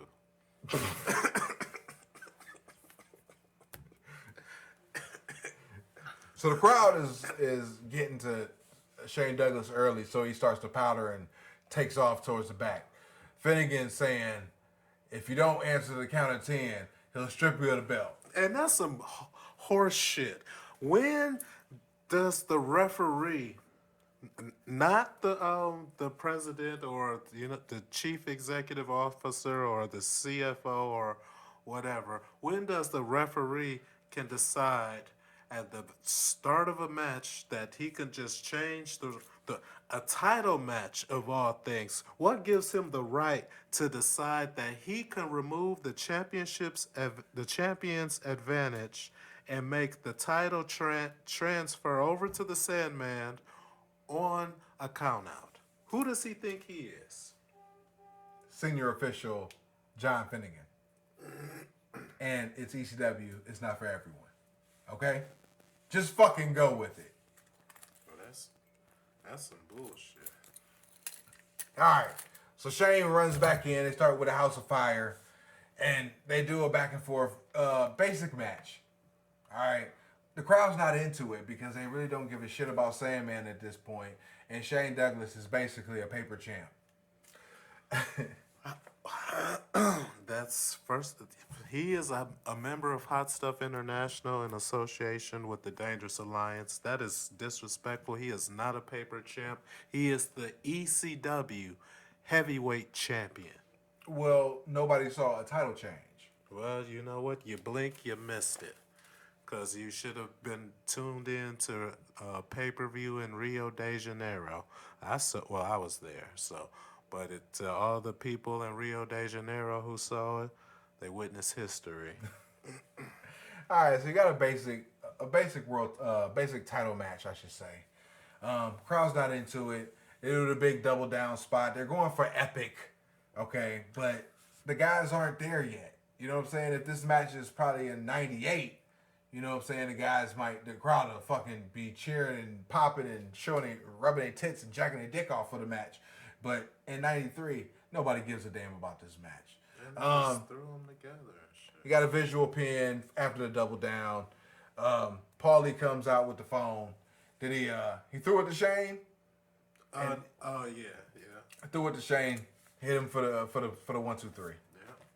Yeah. All right. I mean, it wasn't a bad match. It just nobody cared. Yeah. You know what I'm saying? So I mean, Pretty much, and I'm down with Shane Douglas because he's on my squad and everything. And, Eddie basically blessed him, gave him the torch and stuff. So, shoot, I'm rocking with Shane. No, I have to omit that because that was a false finish. This shit is all over the place. All right, so hit him with the fucking phone, false finish. Oh, yeah, Then the that's flying right. crossbody roll through for the fucking real held the finish. tights, Yeah, held the tights. Same did his. Yeah, Shane retains. Nobody cares. Hack chases Paul and Shane out of the motherfucking ring. Boo boo, boo hoo. Nobody cares. Moving on. All right, so finishing out ULTRACLASH '93, we got the Headhunters from the Wing promotion versus Harry Back Perez and Crash the Terminator, also known as Hugh Morris. Why is this the main event? I don't know. Why is it 15 minutes long? it's ECW. It's not for everyone. Like they came up with the perfect slogan because you can answer any ECW question with "It's ECW. It's not for everyone." Right. And this fucking show was not for me. I mean, basically, barbed wire baseball bat match. They run and get the fucking match. They all fucking bleed. There's a whole bunch of fucking moonsaults by by the Abbey crew. More stuff happens. Yeah. Just a bunch of botches, a bunch of bitches, a bunch of bullshit, and we round out Ultra Clash with a horrible fucking match to main event the show. But to add a little positivity to it, they worked their asses off though. They came to, you know what I'm saying, do their thing, and it was a lot of they whooped each other's ass, and you know what I'm saying, it was a brutal match, and they was flippy flopping around and stuff and trying and stuff. The match sucked. Oh yeah, oh without a doubt, it was. Oh man, it was a chore to get through. And that's the problem. That's why I had to look at you when you talked about the first match that these fucking guys were in on TV, and you were like, oh, this match is good. I'm like, this match is fucking terrible. With the fucking headhunters against Mr. Danger and Miguel Perez Oh Jr. yeah. I like probably because it wasn't so long, and I don't know. I thought that was definitely better than the Ultra Clash main event. But yeah, you know what I'm saying? I don't know, maybe because it was different from from what they was usually putting on TV and stuff. It was the same fucking match. You've seen one headhunter match.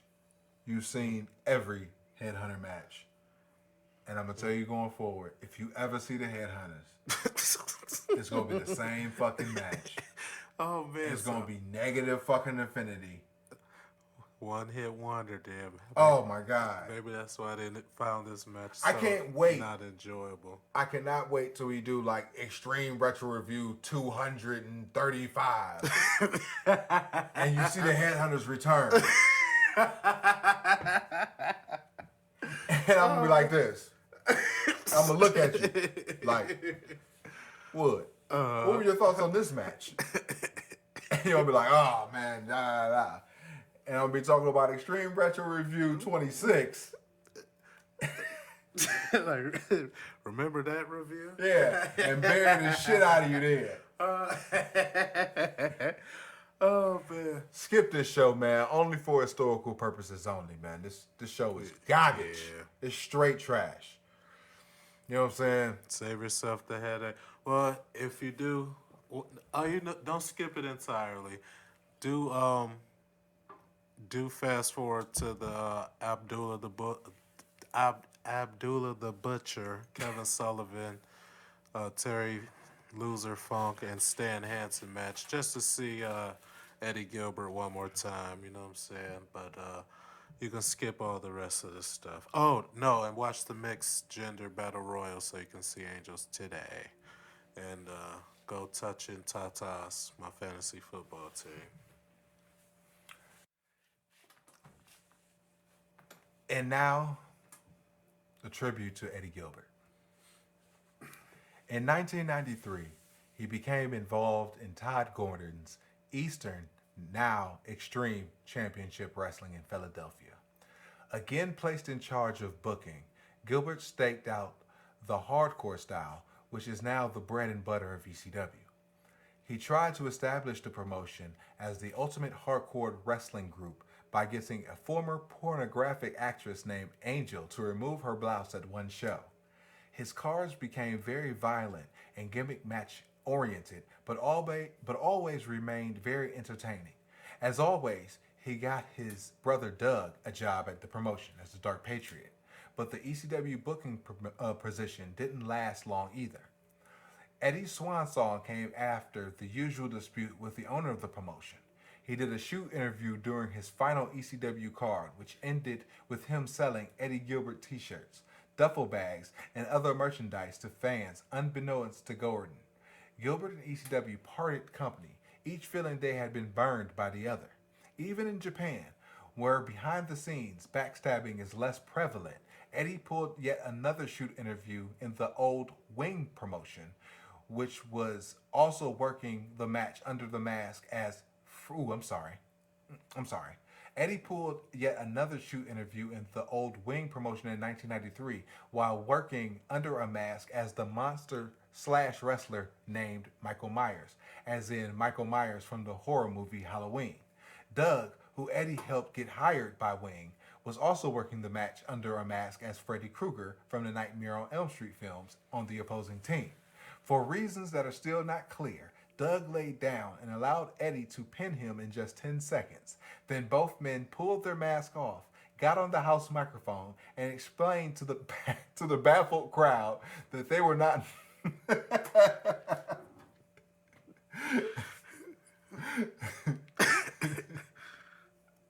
Then both men pulled their masks off, got on the house microphone, and explained to the baffled crowd that they were not monsters.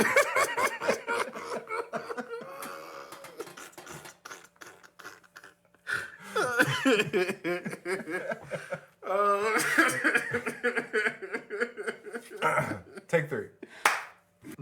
Then both men pulled their mask off, got on the house microphone, and explained to the baffled crowd that they were not monsters, but normal men, and that Wing was just trying to trick people into believing that they were movie villains.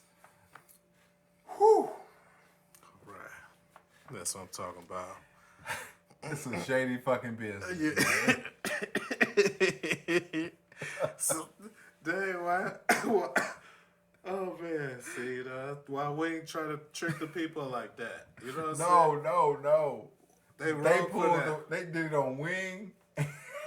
What you mean they did it on Wing? No, the Wing was trying to trick the people into thinking that monsters was real. And Eddie Gilbert, what? Oh man, what a hero! What a national motherfucking treasure. You see what he does for this business? Not only does he entertain people, but he exposes conspiracies. Wow, that's good. And of course people gonna think Eddie the bad guy. You know what I'm saying? Cause he kept it real and stuff. It's disrespectful. Watch the Eddie Gilbert story on the Extreme Project. It's on Street Smart Audio. Until next week, life is a work. Make sure you get paid for it. And don't work for Wayne, because they tricking people out here. We'll be reviewing September 21st, September 28th shows next week.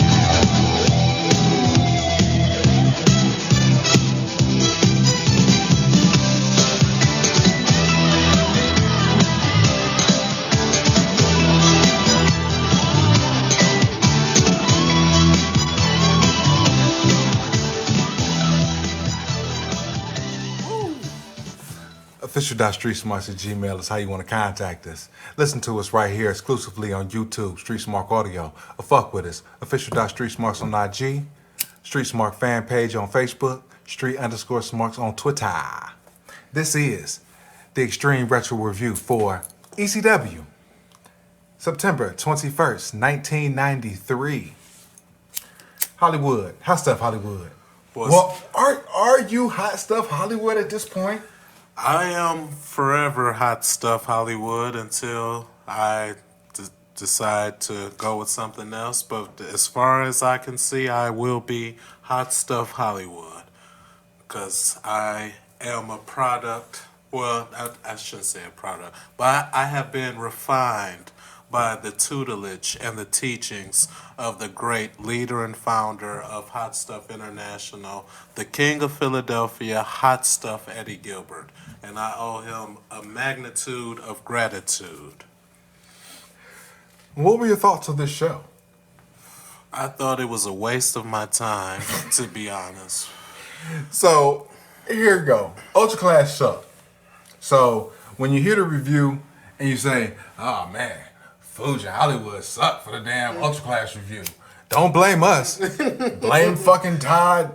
Blame fucking Eddie Gilbert. Blame fucking Paul Lee. Because that show sucked. And it's not my fault. My partner in crime fucking trails off 8,000 times in a goddamn show. Because the show sucked. My bad. It's not his fault. Not my bad. It didn't hold our fucking attention. We're just gonna keep it going, onward and upward. You know what I'm saying? All right. That's how you stay the course, though. You know what I'm saying? Consistency. So we got the ending of the scaffold match from Ultra Clash, but they freeze it, and Smith is about 2 or 3 feet above the ring from jobbing and blowing out his knee. I was like, all right. And then we go into the intro. So we go straight into a TV title match. Jimmy Superfly Snuka with Don Morocco versus the Metal Maniac. It's a basic Snuka face match because the crowd doesn't like the Maniac at all. They're basically booing the Maniac just on sight. Another fake-ass Ultimate Warrior. Glenn Osborne in drag. Styles on play-by-play because Sully is preparing for the fall swimwear showdown. It's not a bikini contest. I don't blame him, though. Squish squash, Snuka with a sloppy roll up for the win. Styles chills Funk and Snuka in the cage at NWA Blood Feast. Yeah. Done for the match. What you thought?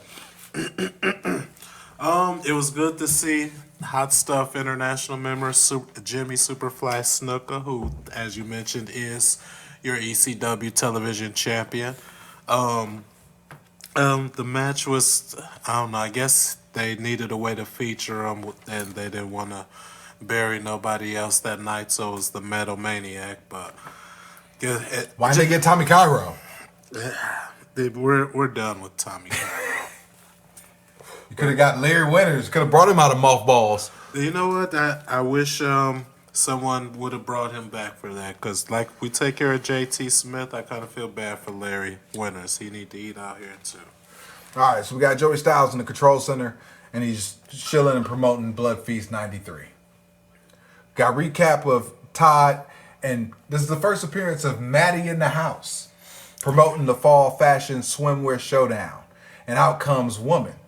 I didn't see this part on Ultra Clash. I was wondering, I missed this part. It was clipped from Ultra Clash, and they showed it on this show, which is basically a clip show of Ultra Clash. Yeah. Which didn't make sense. Why didn't they just show it on Ultra Clash? Woman with an inaudible promo. Moving on. We got a Jay Sully promo. He's promoting Blood Feast. Moving on. Joey Styles recaps Sal Belomo and his antics. Video recap of the Belomo Ultra Clash match. Oh my goodness. They censor the Rock and Rebel run in, and then Styles is on the phone with Belomo's doctor for like 1,000 years. Dr. Voorhees, if you didn't catch his name. Right. Not related to Jason. Yeah, oh man, before, what's his name, Thomas or something, but before they said that, it's like, oh, please, at least make the doctor's name Jason. Please. Nah. Well, they already got Jason Voorhees working, so he can't be working and being a doctor. Oh, that's right, because he's facing off against Freddy and stuff. Right. Right, okay. In 10-second match. Oh, that's Jason's brother. Right. We're not monsters. They both cut on people just for different reasons. All right, so we got Joey Styles with a lead in to the end of the scaffold match. Sully with JT with his bandaged knee. Smith with a terrible fucking promo. Oh my goodness. If now I know why, like all we see him do is job. Like, you know what I'm saying? Like this is the first promo I can recall from JT Smith So I don't know if he did one and I just didn't pay attention or I blocked it out, selective memory or whatever. But when I actually paid attention to this, because, you know, I give a fuck about it. I told every podcast I come on here and say, we make sure JT eat out here. Eat out here. You know what I'm saying? So then for him to get on the microphone and then him open his mouth about some nuts, Philadelphia's city. Not from Philadelphia. We got hot. They got violence and rage, but they're brotherly love and stuff. They're not going to stop me. And I'll be back. And mumbo jumbo, like. Had a mouthful of fucking spit in his damn mouth. Sound like Owen Hart kicking his knee out from under his knee. Oh man, it sounds like that one friend you got that love to freestyle but can't freestyle. And it's like, oh my gosh, will you just please shut up? Or you sound like Hot Stuff Hollywood giving a promo. I'm sorry, come again. So we got Maddie in the house with the Public Enemy. Public Enemy wants the tag belts. They put up too much time in the biz not to get a break. Johnny Grunge with a terrible fucking part in this promo, but Rocco fucking makes it up to finish it out. People love my promos. So we got Public Enemy from ULTRACLASH back to Maddie, and he has to stop because two guys are trying to steal his car. So he runs out, and it's the Public Enemy. And they both got bats, and they doing the lie, cheat, and steal gimmick before Eddie even attempted the shit. Anyway. So, Maddie in the house, that's his whole... So, his name isn't Maddie, and he's not just in the house, but his name is Maddie in the house. Yeah, it's like a pimp named Slickback. Gotcha. You know what I'm saying? Like, you don't call him Slickback. You say a pimp named Slickback. Right. Maddie in the house. He's terrible. Yeah, with a name like Maddie in the house... Oh! I can see why. These fucking shows were all Maddie in the house oriented, and holy shit, he's annoying. He's more annoying than me. I was actually waiting for Public Enemy to either destroy his Corvette or beat him up and take his Corvette or whatever, but I guess he's a heel too. I don't know. He's just a guy who announces things. So we got a Paul Lee promo. Blood Feast, October 1st and 2nd. Next week, Shane Douglas in a match. All right, moving on. It's not one of Paulie's better promos. Yeah, why was he talking in the spooky voice and shit? Like because it's Blood Feast. This is Paulie, and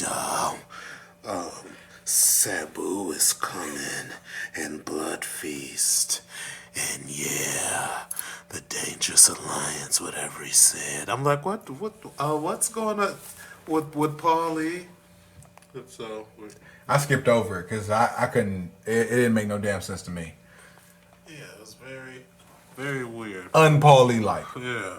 All right, so we got a recap of Hot Stuff Hollywood's favorite match: Little Abby's versus Crash and Perez from ULTRACLASH. Which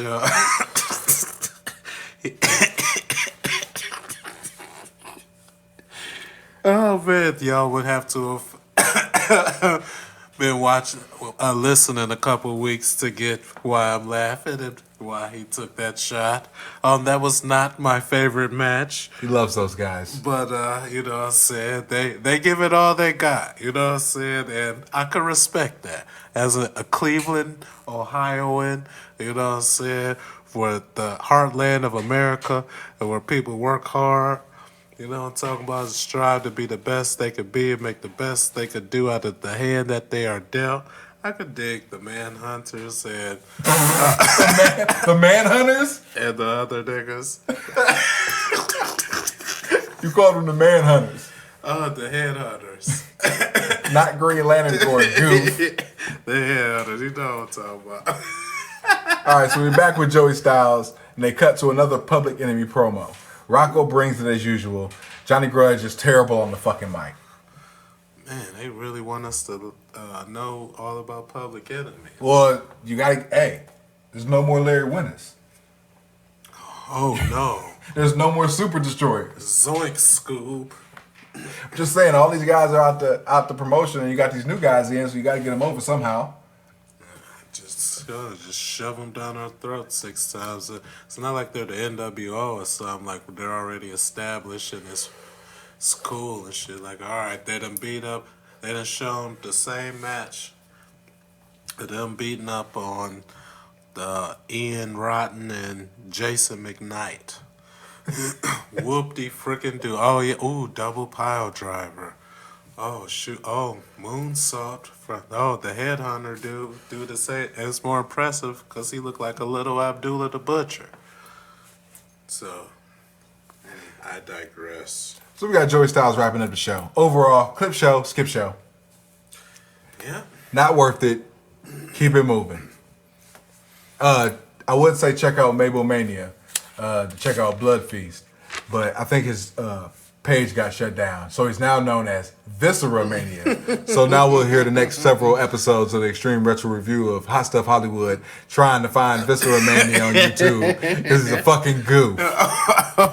I'm just supposed to know that after I tried for weeks to look for Mabel Mania, and I even came on here on this show, then nobody drop a comment say, "Oh, it's Viscera Mania now." Food show didn't say no, he was just too busy trying to bury me and stuff. And now, I guess Viscera Mania is back, and I didn't magically know. Let me tell you something about people from Krypton, okay? Our powers are not mind reading. It is not telepathy. It is not reading the future and all that other stuff. It's cool powers. So, forgive me if I did not know that he's operating under a new channel now. But I will give Viscera Mania a try once I remember when I get home. We'll be back with the 928 show. Peace. Peace.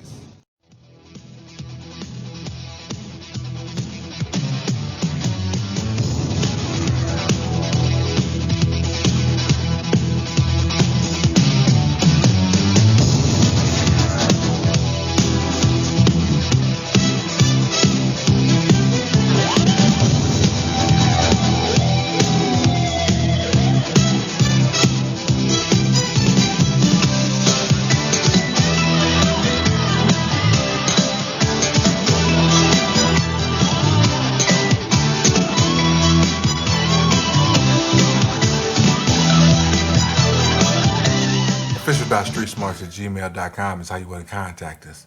Fuck with us on YouTube exclusively, Street Smart Audio, or follow us, official.streetsmarks@IG, Street Smart fan page at Facebook, Street_Smarks at Twitter.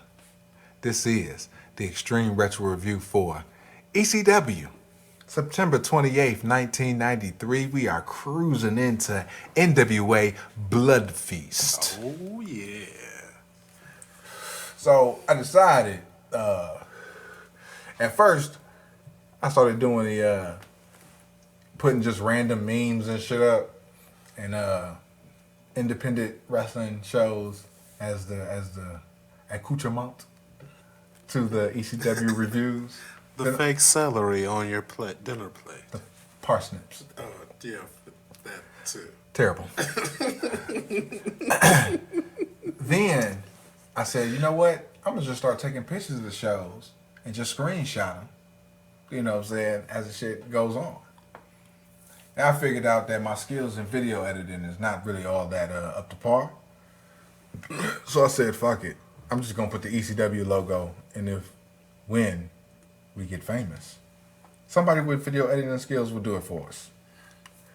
So for the 37, all you're going to see is a goddamn ECW logo spinning around while we talk about this episode and future episodes of ECW. Oh, man. Yeah, I definitely understand. What was your thoughts on this show? This show was borderline on two different countries for me. One country was borderline skip show. The other country is borderline transformational / monumental / kind of like glimpse into the future of what ECW is going to become and stuff. So it kind of teetered between those two things. So just because I am a fan of history and stuff, I'm gonna lean towards lightweight, transformational, monumental show. All right. So we start off with the Joey Styles and the Maddie in the House cold open. Oh! And we go right into the theme music. I changed my decision. Right, kill it. Joey breaks down the Blood Feast card coming up October 1st and 2nd. Then we go to a 100Q Robbins III / Sabu promo rehash. It's the same Sabu package, but now 100Q gives the promo. Yeah. I'm bringing in Sabu. He's bringing in Sabu. So now you see, all right, you've gone from Eddie Gilbert and that old style booking, and now you're going into Sabu and the Public Enemy. It's going to be tables. It's going to be blood. It's going to be a lot of just shit. Oh, man. Get ready. It's going to be interesting. Joey Styles talks about the fall fashion swimwear showdown. Try saying that 3 times fast. Right. And mind you, it's not a bikini contest. Right. We got a package of all the participants. We got 6-pack Sully, various shots, but it's a lot of Nancy. It's like for every one shot of everybody else, it's like 3 or 4 shots for Nancy. Yeah. They're really trying to put over Nancy as being this bombshell babe. But you still have big busty Angel still out there. Mm-hmm. Former pornographic actress Angel. In the Eddie Gilbert tribute I gave in the Ultra Clash. That we barely got through. I cut out so much. I'm just laughing. Oh, man, dang, shit left it in there, man. All right. They all give like 10-second promos. Angels is terrible. Tiger does the and then Sully's just awesome. Sully's like, he's like got a robe on. And you didn't see it? No, I saw it. Oh, okay, all right. He's giving me this look like, I got the WWE Network. Oh, yeah, no, it was only, but it was something like... I didn't get to see WrestleMania yet. No, that's something like, oh, man, he was trying to eat, what's that, French fries? He had French fries in his mouth. He had a bathrobe on. He's like doing these sultry-ass moves. This is my man. So every time I tell Hollywood to come through to do the show, I tell them to bring a Sully. It's a 6-pack of Corona. Oh, man. All right, so we got more Blood Feast promotion. Stetson Cairo replay from Ultra Clash for the Sandusky title. Moving on. Maddie in the house with a 90s distortion visual effect. And for more promotion for Blood Feast. We get it. Call the hotline. 215-544-0421. He's trying to do his little 99-cent a minute scoops type deal. You know what I'm saying? He's that guy. He's a Todd Pettengill. Oh. But extreme. But Eastern. Oh. Oh, man. Holy my. All right. So we got Joey Styles leading into the Sal Balomo and how he got fucked up angle again. Was this dude... You would think Sal Balomo was the top guy. I was going to say, was Joey Styles about to cry when he was sitting up here? I didn't catch that. I skipped right through it. I said, oh, fuck, Sal Balomo again. Skip. Oh, my goodness. Man, he was talking about how the beating that Rockin' Rebel gave to Sal Balomo was a criminal act and shit. And they're hesitant to air the match on TV because they don't want the children to be disturbed and shit. Yeah, it seemed like this... Before they once again replayed the clip of him talking to Dr. not Jason Voorhees. Tommy Voorhees. No relation to Jason. This dude was sit up there looking like he was about to cry and shit. I'm like, what? When did we start giving a fuck about Sal Balomo all of a sudden? Well, maybe because it's ECW. It's not for everyone. Got him. Dummy. Yeah. The game genie has been inserted. All right. Son of a bitch. So we got a Wild Man Sal, Canadian Wolfman replay. Then the Rebel stuff at the Clash. The doctor phone call. Let's fuck out of here with this shit. All right. So we got another fucking recap of Perez and Crash versus the Abbeys, spliced in with video commentary from the Public Enemy. So grunge wasn't too bad on this go round, and they were at the train tracks like their usual spot. This is their spot to let them know that this is the Public Enemy's domain. It's the train tracks. We are the kids. We are the first generation of kids who don't mind dying more than living. Oh, yeah. And I'm sitting there like, you're 40. Fuck is wrong with you? You're 40. First generation of kids. Son of a bitch. I guess just every other generation of kids who went into became some sort of soldier from anywhere from 18 down to 13 or something. They, you know what I'm saying? Guess they ain't count before Public Enemy and shit. Just What?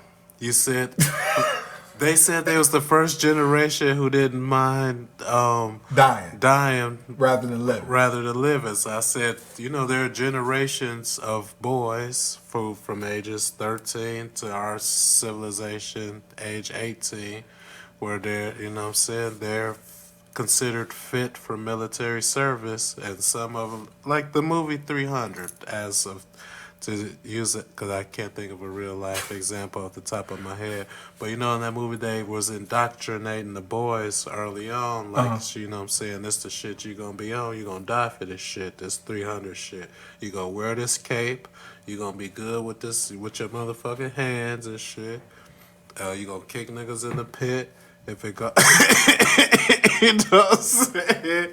If you end up running the show and stuff. And so like, take for example, I hate to say it, but some of the terroristic organizations and stuff where they be recruiting young boys and shit. And you know what I'm saying? They indoctrinate them that it is better to die for what you believe in than to live, you know what I'm saying, for the bullshit. No. Now I got you. Okay. It took you about 20 minutes to get it. Or it took me about 20 minutes to get it. But I got it. I caught it at the warning track. Didn't get a home run on me. Good catch. So we got a Kevin Sullivan spooky promo from the beach.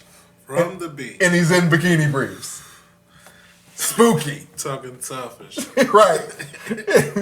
Talking about Abby. Talking about it's a recap of the Abby Sullivan fight. And then the Funk Hansen versus Abby Sullivan fight. Now woman presses her boobs up against and she promotes the swimmer showdown match. But it's not a bikini match. Right. How scary is Kevin Sullivan? Not even a little bit. He has little briefs. He had little panties on the beach. Oh, man. Talking about death and dismemberment. If I'd have saw that as a kid, I'd have thought it's a fake Hulk Hogan. Who's this guy? I was like, who is this midget on the beach? Talking about stabbing Abby. And he's getting a tan.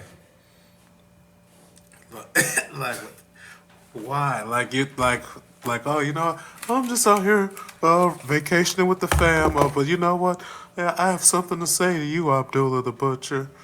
Yeah, it's going to be the toughest, and I'm going to cut you and... Death and destruction! I'm going to stab you with a fork, Abdullah the Butcher! Wait a minute! I need some SPF 15!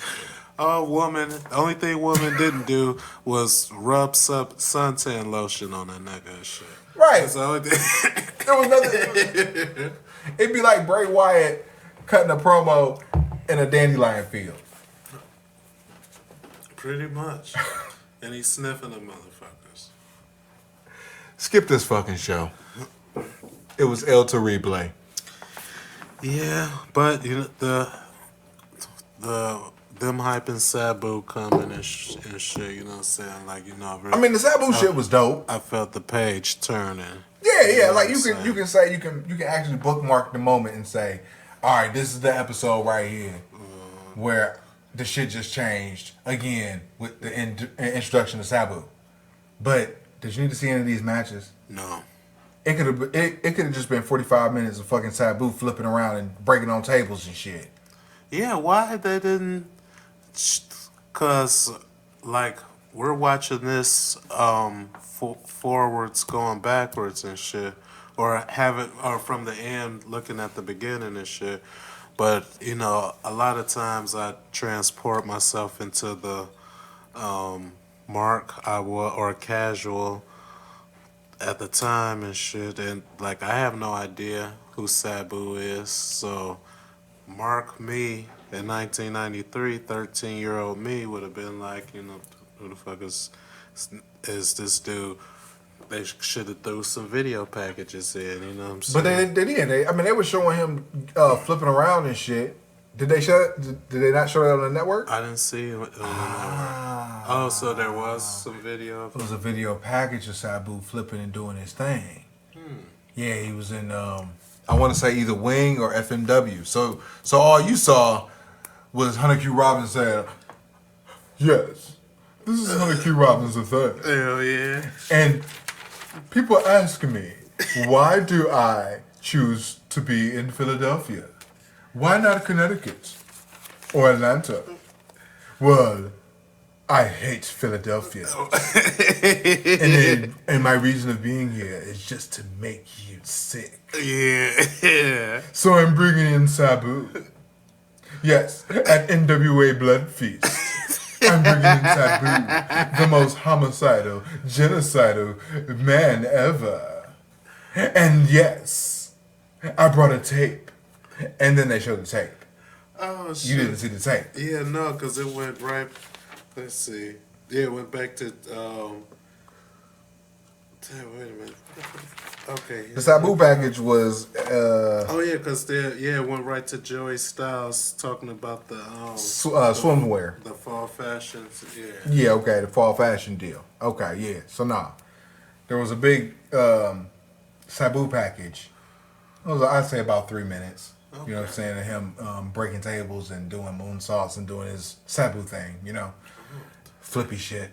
And then smart them. My bad. ECW. I told you, Mabel Mania, Viscera Mania. Okay, thank you. Because Mabel Mania hasn't been around for quite some time. Mabel Mania.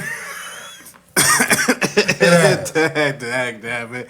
Because when I pulled it up on my phone and it was nowhere to be found, you shrugged did the Kanye shrug and just kept the no-go show rolling. And did nobody comment on the show and said, oh, you spelled it wrong or tried this way or here go the link. That's because nobody's listening. Or it's Viscera Mania or nothing. Ain't nobody say nothing. So the pay-per-view predictions champion is not trying to hear it. It's funny because nobody hears this shit. All right? Well, they should. We got 37 subscribers, and shout out to y'all. But I know y'all here because y'all fans of me and fans of Hollywood. We appreciate y'all. All right. But you need to listen to the shit. But it's funny because we had lost a subscriber, right? Did we? Yeah. And I was wondering. Ain't that a bitch? And a lot of our subscribers are private. And I thought, all right, so if you're private, you don't want me to know who the fuck you is. All right? So obviously you just out here trying to ride the wave. You know what I'm saying? It's possible. I mean, it's no other recourse. But some people might be anti Big Brother and want to stay as much under the radar, but stay as private as they can. You know what I'm saying? All right. Just a conspiracy theorist in me. Yeah, but just it might be the conspiracy theorist in them. You know True. what I'm saying? True. Next week, we doing Blood Feast, y'all. It's not gonna be like Extreme Wrestling Archive with Shem and the other guy. Oh yeah, I forgot about them. Yeah, it's not gonna be like them. Our doppelgangers. Right. They only do the big shows. From Bizarro World. Right. Bizarro. So anyway, life is a work. Make sure you get paid for it. We out.